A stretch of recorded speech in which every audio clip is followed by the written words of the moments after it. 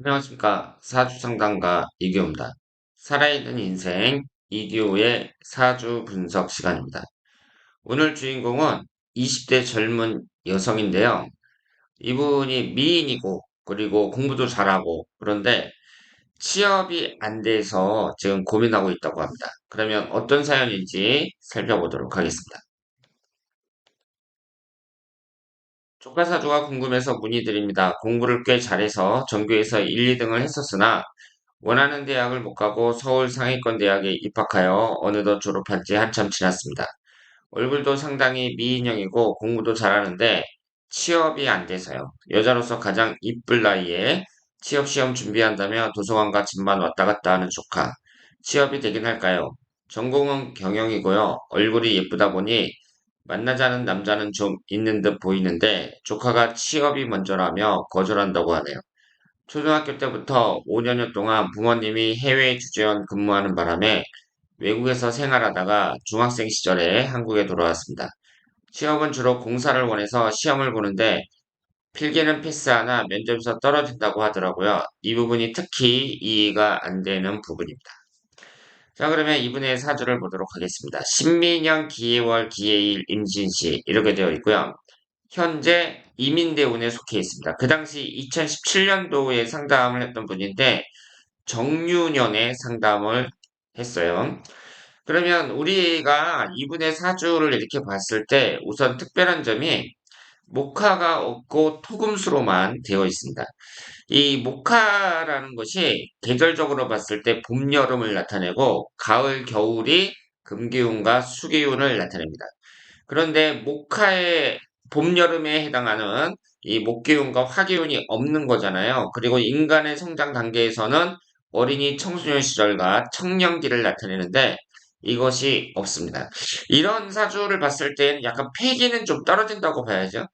그래서 목화가 강한 사람들이 대체적으로 제가 뭐라고 말씀을 드렸죠? 표정이 밝고 명랑하다. 이렇게 말씀을 드렸습니다. 그러면 이런 분들은 뭐 표정이 밝고 명랑한 스타일이 아니라 표정은 좀 어두울 수 있는데, 표정은 좀 딱딱할 수 있는데, 사람이 좀 책임감 강하고 성실한 경우가 많다. 이렇게 봐야겠죠. 그리고 상위권 대학에 입학하여 어느덧 졸업한 지 한참 지났습니다. 그리고 취업 시험 준비한다면 도서관과 집만 왔다 갔다 하고 있습니다. 이렇게 얘기를 했는데요.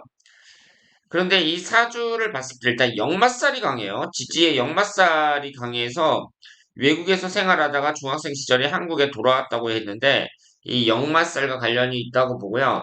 그렇다면은 뭐 27살인데 외국에서 뭐 취업을 한다든가 외국에서 좀 살다 온다든가 이런 것도 생각을 할 수가 있습니다. 지금 이 신금해수 해수가 모두 역마고요. 이 미토도 역마로 볼 수 있습니다.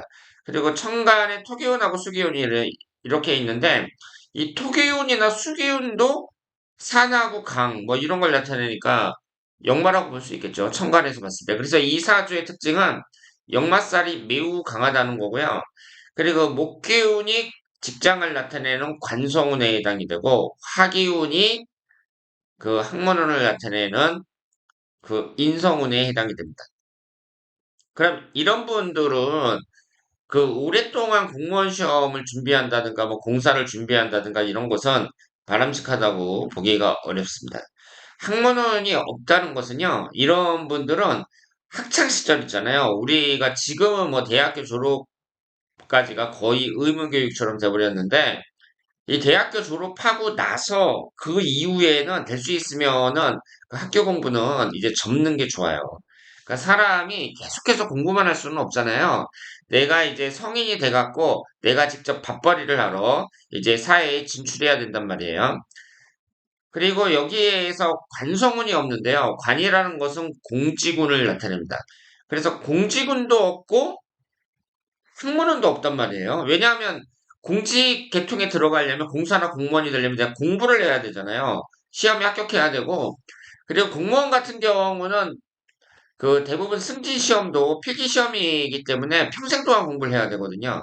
그런 점에서 봤을 때 인성운과 관성운이 동시에 없는 이 여성의 사주를 봤을 때에는 그 공사나 공무원 쪽으로는 그렇게 추천해 드리기가 어렵습니다. 물론 처음에는 취업을 해야겠죠. 사람이 뭐 학교 졸업해가지고 처음에는 취업을 할 수 있겠으나 결국 이 여성은 어때요? 월급 포함해서 세 개가 재성원이란 말이에요. 세 개가. 그리고 식신상관운하고 이렇게 붙어 있는데 돈 버는 쪽으로 확실하게 그 진로를 결정해야 됩니다. 그래서 내가 처음에는 직장을 다닐 수 있겠지만 내가 평생 동안 직장만 다닌다? 이것은 그렇게 추천해드리기 어려운 사주고 거기에다가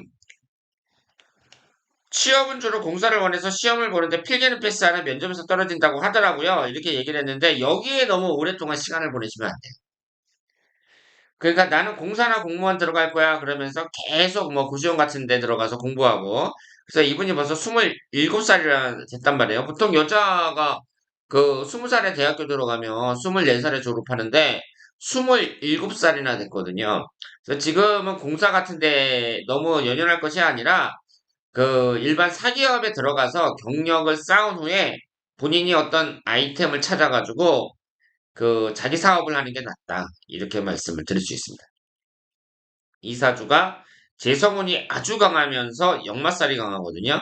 그러니까 내가 어떤 돈을 벌기 위해서 뭐 무역계통이라든가 뭐 어떤 분야를 찾아가지고 내가 열심히 일한다. 그러면 아주 잘 맞는 사주라고 말씀을 드릴 수 있습니다. 그리고 무엇보다 장점이 흘러가는 대운을 봤을 때 용신이 목화로 흐른다는 얘기예요. 그러니까 24살 이민대운, 34살 개묘대운 이런 식으로 목화가 말년까지 계속해서 흘러가고 있습니다. 대운의 흐름이 좋다고 말씀을 드릴 수 있습니다. 그러면 24살부터 33살까지 이 관성원이 들어오니까 이때 공부해가지고 공사에 들어갈 수 있지 않아요? 뭐 이렇게 물어보신다면 물론 들어갈 수도 있죠. 공사라는 것은 내가 그 공부만 잘하면 시험만 붙으면 들어가는 거니까 들어갈 수 있는데 일단 사주의 성격이 그런 쪽하고 맞지 않는다는 거. 이 점을 말씀을 드리고요. 이렇게 용신대운으로 흐른다는 것을 굳이 뭐 꼭 간성운이 들어오니까 공사에 들어가야 된다. 이런 것보다는 내가 하는 일 자체가 비교적 잘 풀린다. 이렇게 봐야겠죠. 그리고 결혼 정년기에 이렇게 관성운이 들어온다는 점에서 이 남자 관계에 있어서도 좀 유리하다고 볼 수 있습니다. 이분은 사주 원국에는 남자를 나타내는 관성운이 없지만 이 흘러가는 대운이 결혼 정년기에 괜찮게 흐른다. 이렇게 말씀을 드릴 수 있습니다. 그리고 34살부터 43살 계묘대운 같은 경우는 해묘미 삼합이 되면서 관살이 이것도 너무 강해요.